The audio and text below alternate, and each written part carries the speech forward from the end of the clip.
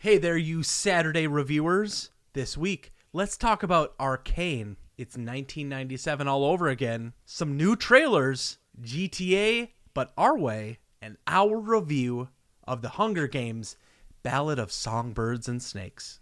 I don't know about you, Willie, but I can't wait to go back to the Fury Road. So let's lurk.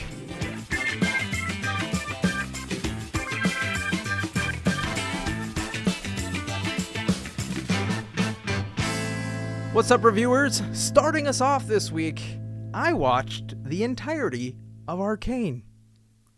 This came out a while back, and I had several friends say, you should probably check this out. And I was like, my best friend Willie says cartoons are for children. I'm going to ignore all animated features for the rest of my days.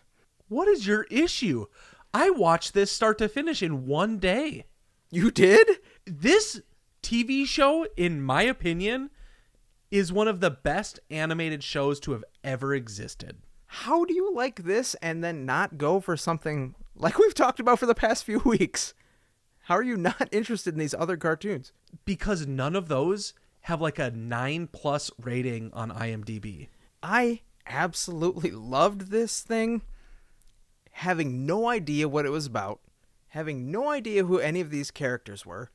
As a standalone, non-League of Legends acolyte, this thing had me on the edge of my seat for every single episode. I started watching episode 1 and I paused halfway through. I had to get up in the middle of the show and I was like, what did I just stumble upon? How is nobody talking about this? It is insane. It is like when you start watching a show and you're like, it can't be this good. Spider-Verse level animation, stellar cast, featuring Haley Steinfeld as like the main actor, and then the storyline, which kind of like tugs at your heartstrings and then tears them out as the show progresses, and ends on one of the most infuriating cliffhangers, because you're like, oh my gosh, they're gonna end right there. Who knows if the show's even coming back?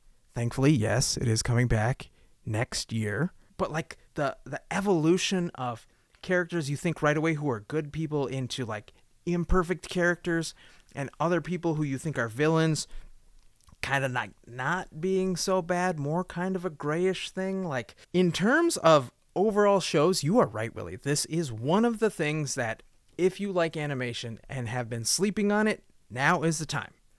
Things are cold, you're snuggled up, burn through this, you will enjoy every minute of it. We'll see. I would say we review this right when season 2 drops. Oh yeah. Good idea. Great idea. Scott, Hollywood's got to stop. They need to get their shit together. If history repeats itself again, I'm going to lose my mind. In 1997, what a great year for film. You know, you had wonderful movies like Dante's Peak and Yep. What was that other volcano movie? I think it's just called Volcano. Yeah, and then you had Deep Horizon and what was the other one? Armageddon. Yeah, you know, sometimes people just gravitate to a certain trope and they say, let's give it a shot. We're going to do our take on it. And so I'm talking about Godzilla. The Godzilla. There was a new trailer that dropped this week for Godzilla -1. Post-war Japan, it's the lowest point when a new crisis emerges in the form of a giant monster baptized in the horrific power of the atomic bomb. People are saying that this movie is stunning. Meanwhile, you and I are sitting here watching Monarch: Legacy of Monsters, clearly a Godzilla show. We're going to be talking about another Godzilla trailer that's dropping. Rewind even a little bit before that. 2021, 2 years ago, Godzilla vs. Kong. 2019, Godzilla, King of the Monsters. Can we give it a break? Do any of these movies resonate with you? I hate to burst your bubble, but I am here for the monster verse. I want more giant beasts beating each other up, destroying cities, and, giving me a spot to just plop down in front of and shovel popcorn and candy into my gullet. That's what the ants say when I'm masturbating. I have a problem. You do have a problem. Oh, man.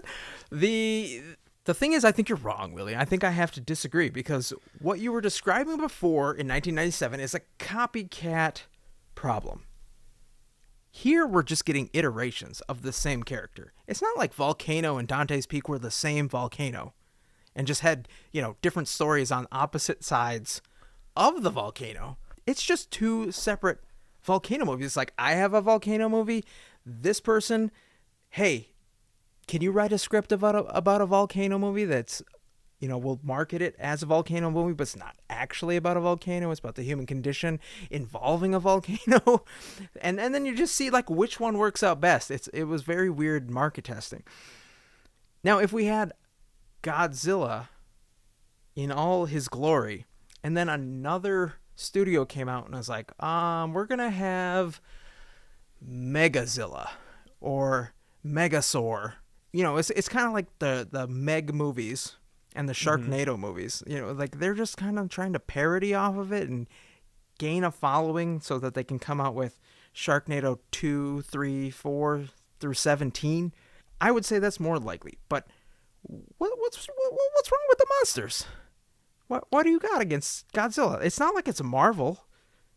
It's not like Godzilla's out and then they gave Mothra their own movie and, all these other characters came out. It's all about us going into war, nuclear war, and the literal fallout that will happen from it. I mean, to be fair, I think that this is the right time to do big monster films because CG is at a place where, dude, I mean, you can do some phenomenal stuff and it feels grounded. It feels believable. It's to the point now where oftentimes you'll watch a movie and not even realize how much CG is in it. Yeah, you're totally suspended in disbelief. But I don't know, man. I just like big monster flicks are not my thing. Well, we can't all be right. But what can be right is a couple of trailers that really nailed the feel, I think, of the upcoming movies and shows like Fallout. As an avid gamer, maybe not as much as you, but somebody who has played the most recent Fallout franchise and the one prior and has seen all the memes on the Reddits for years and years and years, this trailer for Fallout, brought to you by free 2-day shipping where available, is got me so jazzed and terrified because of who's behind it. Who? From the creators of Westworld, Willie. Oh. Okay. That show. All right. I trust a little bit more. Yeah, that show was so good, but it is very disturbing. And you're going to take some of the storylines from Fallout, which, if you've played the games, are not pretty. They're, if you think of dystopian anything, imagine the worst of the worst. Irradiated monsters who aren't just like actual beasts. We're talking like humans who are the monsters. That is going to be a huge theme of the Fallout. I guess it's a series. It's not a movie. It's a series. I wonder if they can ground it in a similar fashion to The Last of Us. The Last of Us as a series, you haven't watched it yet, have you? No, not yet. I genuinely, Scott, I think it's one of the best seasons of television ever made. It's not scary. I promise you. I made you watch Prey. What did you think? Was it scary? I watched Prey, and no, it wasn't scary. It was just awesome. Right? Like, it was such a good movie. Yeah, so good. I want to see another one. I know. Thank you. Okay. And so I'm telling you, as a friend, as your best friend, start watching The Last of Us, man. You got to get on board. It is so, like, Arcane. If you think Arcane is good, Last of Us holds up with it in a different way. whenever season 2 is announced to like be released, I will watch it right before that. God, it's going to be another year before he watches it. He's never going to remember this. Lurkers, set a reminder right now. Season 2 announcement. Scott has to watch this. Thank you very much, please, and thank you. Speaking of things that Willie will need to watch with me when I eventually make him go see this, Kong vs. Godzilla was last year's film or 2 years ago. Now it's called Kong X Godzilla. And as we all know, X is going to give it to you. The trailer makes it look like Kong has a challenger. So imagine Rise of the Planet of the Apes, except the apes are as tall as the Empire State Building. This is another example where it's like, just give it a break. We don't need to see this. Dude, what are we talking about? I love it. I want so many more of these movies. We've got a lot of stuff to preview. You watched a bunch of previews. Today, I watched a full frickin' movie. The only way to watch this movie right now is to buy it. Have you heard of a little movie called The Creator? Did you buy it or did you sail the seven seas? I bought it. Wow. Is that a Hanukkah gift to yourself? It's starring John David Washington, which, if you're unaware, is Denzel Washington's son. And if you close your eyes when the movie starts, you think Denzel Washington's in it. They sound the same. It's unbelievable. They're both great actors. The second character is played by somebody named Madeline Yuna Voiles. It's a young kid actress. Scott, I'm just going to preview this for you right now. When you went and saw the last 3 Star Wars movies, the CG, the sci-fi world that was created was probably the standout part of those movies, right? Yeah, it wasn't the story. And then as you go down, like the cinematography is there, the music is there, but the story just leaves you wanting. Mm-hmm. The world building and the CG in this movie is better than all 3 of those. Oh. Significantly. Like, all right, like this don't movie is anything. a 10. Don't spoil anything. Does it end on a cliffhanger? No. It is a start to finish oneer. Okay, so there's no chance that there's going to be a sequel. Probably not. Oh, thank goodness. I like self-contained stories. I like world building. Who's the director of this? This is directed by Gareth Edwards, who's done Edwards. Yeah, he's done a lot of films, right? Yeah, I think he did a Star Wars Monsters, film too. Rogue One. I mean, yes, Godzilla, yes, son of a bitch, I can't escape it. I am a huge Gareth Edwards fan, so I'll see pretty much whatever he does. I didn't know this was out. Nobody did. It came out during the writer's strike, and so the marketing stopped immediately, and nobody knew that it came out. So it came out in theaters like the beginning of the summer. It should have been a blockbuster hit this summer. Here's what I will tell you. If I have any feedback to give you, IMDb rates it a 6.9 out of 10. Nice. World building, CG, it is a 10 out of 10. Story is a 5 out of 10. Ooh. It struggles with continuity. And a lot of the show is bouncing between past events and present events. And so, like, it's very disjointed. But the is it sepia tone? No, nope. Well, that's the problem. That's the problem. You can't really tell. There's no like it should have been in black and white, right?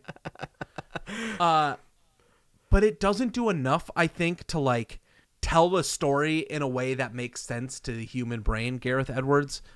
But dude, the action set pieces in this are stunning. It sounds like the editor needs to go back and make a Snyder cut. Yes.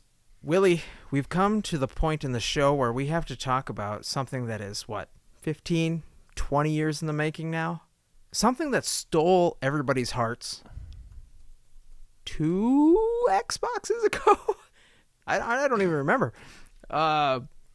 Was Grand Theft Auto 5.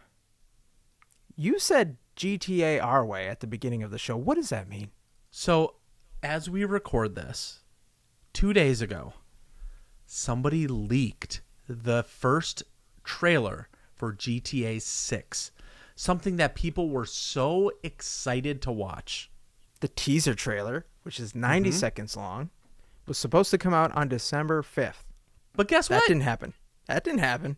Nope, it came out a day early.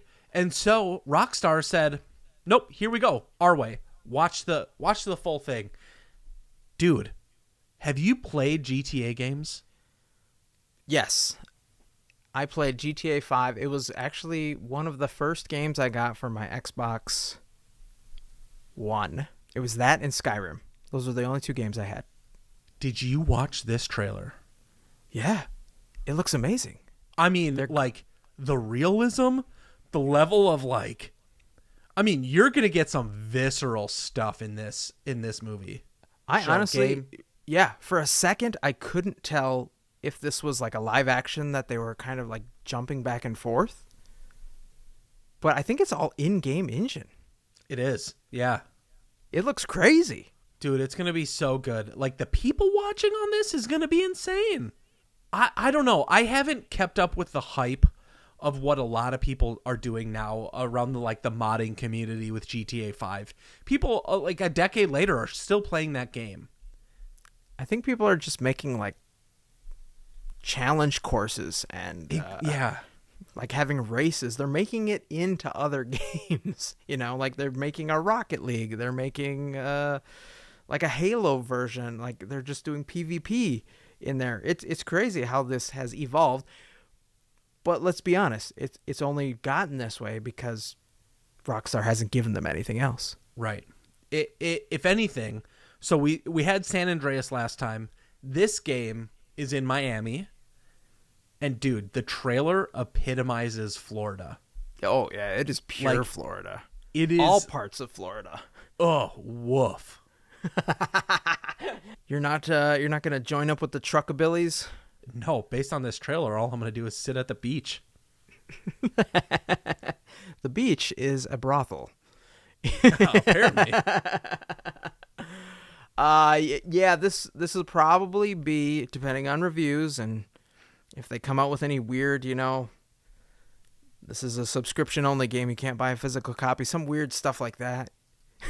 Because they're going to try and milk everybody for every cent that they can. But this might be a day one game. You're going to get it day one for you? It might be. Yeah, I could see you doing that. I love these action games where you can throw yourself into a story, become fully immersed in the land, huge map, weapons, guns, scantily clad people, planes, trains, automobiles. Like, you can do it all in Grand Theft Auto. You can go everywhere. There's nothing out of bounds. And then to be able to do that with friends. What more? What more do you want?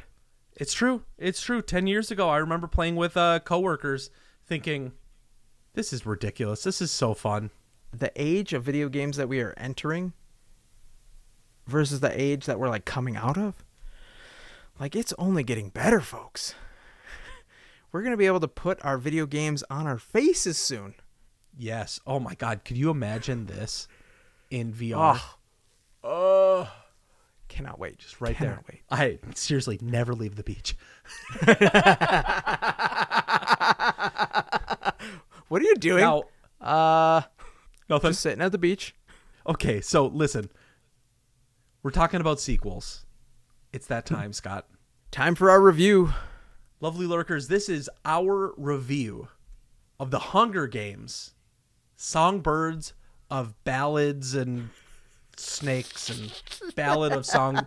Listen, we're going to get into the review. It's a Hunger Games sequel. Prequel? Could you call it a prequel? It is some kind of Quell the District's version 1. It's officially called The Hunger Games, The Ballad of Songbirds and Snakes. Or as I like to call it, The One Percenter's Wet Dream. Am I wrong?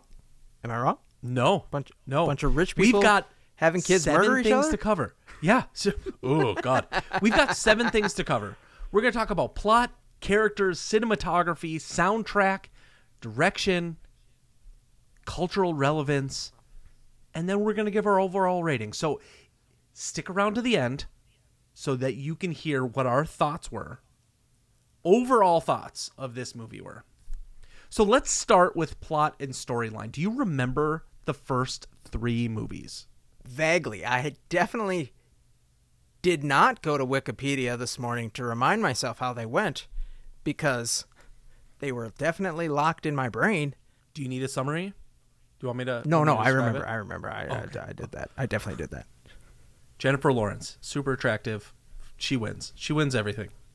You're starting right there. Okay, fine. Sister dies. What are we talking about? I don't know. Back on track. What do you think of the plot of this movie? In a nutshell, we've got a future villain origin story.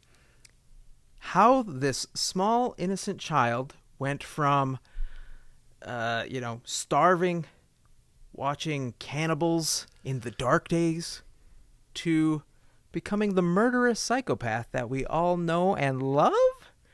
Sure. In the Hunger Games? President Snow. This is the story, the background of Coriolanus Snow. I asked somebody else. I asked one of my coworkers this. Did you like the movie Joker? Joaquin Phoenix one? The walking penis one? Yes. Did you think it was good? I never watched it. I haven't seen it. You never saw it? Uh-uh. Okay. That is like the epitome of a villain origin story. And It's hard to say, I really like this movie, because you're just basically saying, yes, I want this guy to kill all these people. It causes conflict inside me. And that's what I felt when I was watching this story. But for what it accomplished in our rating system here, I'm giving it a thumbs up, because it did a very good job showing us exactly how this guy went from not really good to really bad. Yeah, I mean there's a point in this movie where maybe it's quite literally the third act, where it took a twist, and I was like, what? We're watching a different movie. I know. And as we're watching this third act, I'm thinking to myself, this movie could have ended. This could have been done. I can't even remember the Hunger Games. And now I'm watching this movie about people in the woods. What are we doing? We'll get to that. We'll get to that when we get down to direction and editing. But you got to give a thumbs up, thumb down for the plot / storyline. I'm in. All right. We're in. We bought in. We definitely went and saw this movie. Paid good money to see it. It didn't disappoint. Number 2, characters. Willie, I want to go over a couple of the main characters here, and I want to get your thoughts on each one. First, we have Glory Hole Anus Snow. There's 2 distinctly different human beings that play this character. The first 2/3, and then the last third was a different. I don't know how to describe it, but character number 1, I thought was lovable, understanding. All I was thinking to myself was, don't wrong this guy, because I like the story they're telling about him. And then you get into this Marshall Mathers. Andrew Tate version. Yeah. And I'm like, I hate this guy. What happened?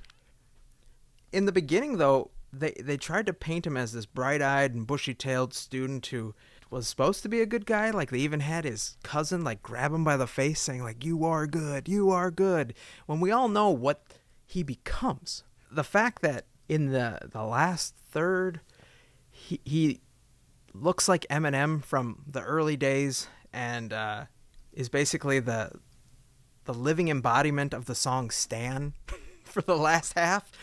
Dude, it was rough. Yeah, it was like, did I miss something? I went to the bathroom a couple times, but I came back and you kind of filled me in, but I just felt so disconnected. Next we have Macy Gray, who, just decides to sing the whole movie for some reason. And I guess I get it. They're from the Appalachian Mountains. There's not much to do in District 12 besides drink and make steel. I think that's what their district did. I mean, we're talking about the character played by Rachel Ziegler, who is questionable at best nowadays for some of her comments regarding Snow White. She has been taken off the Disney tour, the playbill for that movie. I think. I don't know if they're doing it anymore. I'm not familiar with that. But what did you think of her Southern accent? Terrible. It was a little pronounced. It was strong. I liked her character though. Don't get me wrong. I thought she played like I as far as like believability, like if I can suspend disbelief for a shitty Southern accent, I thought she did a phenomenal job on screen. I think she was the strongest actor in the whole movie. 100%. Honestly. But they just didn't give her a lot to work with. And finally, Indominus Gaul. Viola Davis, she's everywhere. I mean, she can't do any wrong. Like seriously, she did such a great job. It's unfortunate because there's a couple of other big named actors. Hunter Schafer plays Tigress. I don't know who that is. Hunter Schafer is like a breakout star from Euphoria. Oh, okay. I haven't watched that show. It don't. It's a rough watch, but she does a really great job. She play Tigress. But then you've got what's his name? But I don't think he was one of the mains. He was just a side character, which is Peter Dinklage. Tragic. Yeah, he was in the movie for like 10 minutes. So characters. The characters themselves are strong, which is why I gave it a thumbs up. Okay. I waver a little bit because Cornhole was a little rough at the end there. For cinematography and visuals, we have a dystopian universe with muted colors of despair throughout. Other than the actual snakes and the blood that is abundant in this film, everything was very brown. Even when they escape into District 12 and you see the green, the water's very dark, the cabin's very dark, the mud is very dark. Like, the only thing that really pops is the green and maybe the blue from the birds, the mockingjays. But everything else is kind of just like, there is no color unless you're in the capital. The looks of this film were good. I bought in.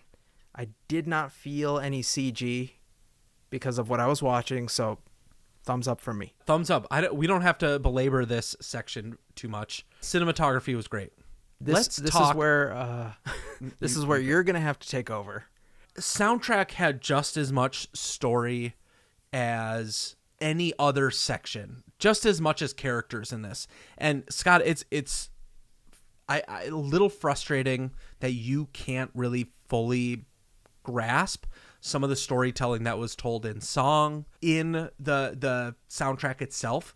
And so when you hear Lucy Gray singing, oftentimes she's singing songs that directly reflect something that Katniss sang or something that the rebellion did in the first 3 movies. Okay. I thought there was a purpose for them, but as somebody who didn't remember everything that was going on, I'm like, why are we doing this musical number right now? Like, what is the point? I hear the lyrics and I feel like I'm supposed to know something right now, but I just can't put 2 and 2 together. Yeah, there's this folksy song that happens often in the third act around sitting by the hanging tree, which is just a morbid thought. But that is the kind of the anthem of the rebellion in the first 3 movies. And so okay. It's like they sing it as they're invading the capital, as they're trying to fight to blow up like a resource of some kind in the first movies. And so I like the story. I liked the little breadcrumbs that they're tying into different spots. So for me, music was a thumbs up. I had to give it a thumbs down because I think there could have been less singing. But now that I hear that it actually means something to the original trilogy, I still give it a thumbs down. Okay. Directing and editing. This is probably my biggest thumbs down. And you already kind of brought it up. There were 3 chapters to this movie. And they definitely let you know that we're just going to take a small break here and announce this is a new chapter. I don't like that. Don't tell me that I'm watching a book. Just make a movie. Just let it flow. I don't even think you needed those chapter things. You could have just said, like, 2 years later. Something. Anything that would have been more impactful. Could you imagine if between chapter 2 and chapter 3, it just said 2 years later and then you see Cornhole heading off to District 12 to try to find this person, I would have been enthralled with that story. It would have helped me attach myself more to the characters rather than just think like, oh, okay, there's going to be a third act now, because we're definitely in the third act. It felt like it was treating me like I've never seen a movie before, or I've never read a book before. And as a storyteller, like, you just have to let people in and try not to pull them out. And that 3 times it pulled me out, because it also reminded me how long this movie was. Like you were saying, like, we could have cut off a lot. Maybe like a half hour of this movie. I didn't realize that it's a 2 hour and 40-minute movie. My wife was like, you're going to see a movie after work? I'm not going to see you for like 13 hours today. I'm going to be in bed when you get up and when you come home. I got a text in the middle of the movie that was like, is the movie not done yet? It was a long movie. I'm with you. We're both giving thumbs down for direction and editing. Simplify, cut it out, give us more Hunger Games. So much of this was superfluous. For the impact and cultural relevance, which is weird sometimes to think about when you're talking about movies, I'm giving it a thumbs up, because it's a 1%er versus the have-nots. And it's showing like what war can do to a society. It's showing us that underneath we are all potentially good, or we are all potentially the savage beasts that turn this into Purge Jr. every single year for these characters. Lucy Gray says it best when she said, like, there's a line that we all walk up to, and we just have to make sure we don't cross over into that. Mm-hmm. And that's kind of like the big theme of it.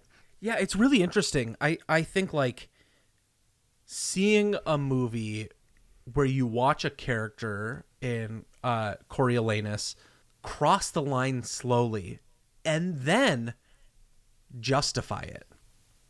Yeah. I would agree. That's the challenge, is in the moment, and obviously we've done our best to avoid spoilers here. This spoiler, when he kills that tribute in the Hunger Games, when he kills that little boy, that's when he broke. Yeah, but did the justification in that moment, why he did that make sense to you?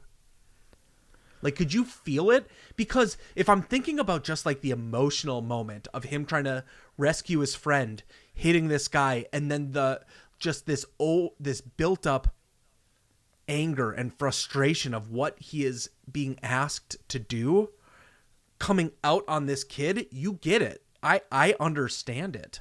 The one thing that I feel the movie was really weak at was actually explaining why he needed to become as evil as he does. Yes. They definitely just lay it all out there and try to make you put it together, but I feel they could have walked us down a tighter path, saying like, through this series of brutal events that exposes him to the evils of the world, he is broken, beaten, and scarred to the point where he is unrecognizable in the third act. Mm-hmm. We get that just very lazily. Like, oh, he sees somebody eating another human being when he's a small child. His father dies. He is not going to win this prize because life's unfair. He's being told to do all these things. And then the very end, where he's tricked, and that's what actually like flips the switch for him, it just didn't feel believable. But they could have done it in such a better way. Like, there was so much opportunity there for them to kind of twist this poor human being who wasn't, I mean, he came from wealth. He was a general's son. Hard for me to feel really bad for him. But they just missed on several cues that made me want to say like, oh yeah, this is why he becomes a psychopath. Yeah. And I think what the story's telling is that He became a psychopath out of scorn because of a woman. And the very end of the movie, where Donald Sutherland reads that line from the, I don't know which movie it was, but I don't know, it was a decade ago. that was meant to like hammer it home. Mm-hmm. Like, whatever you love is what breaks you eventually, or something like that. And I'm like, I don't know. I don't know if this movie that we just watched for 2.5 hours really, told that story well enough for me to believe this line is actually going to hit with some weight. Right. And maybe it has more staying power, more impact if you have seen the original movies or if you have read the books. Today, like I said, potentially in like the last episode, I listened to damn near half of book number 1 of the Hunger Games, and there's a lot of things that I think were easy that they put in this movie.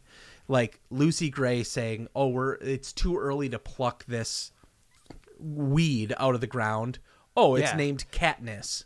And like when they said that in the movie, I was like, oh, come on. Mm-hmm. That's lame. Now, one of my favorite characters in this entire movie, is it Grandmam? Clemens? Is it Clemens Schick? Who'd they play? Who's the guy who played the announcer? Oh, yeah. Jason Schwartzman. But seriously, Scott, one of my favorite characters was David Schwartzman? Jason Schwartzman. Dude, so funny. Everything about his character I thought was just like well-timed, good comedic effect. If you don't know, he is meant to play the father of whoever the Stanley announcer Tucci. is. Yeah. In the other Hunger And Games. I thought he was the same guy, but yeah, the father. Great casting. Like, what Such a good casting. They look so similar, man.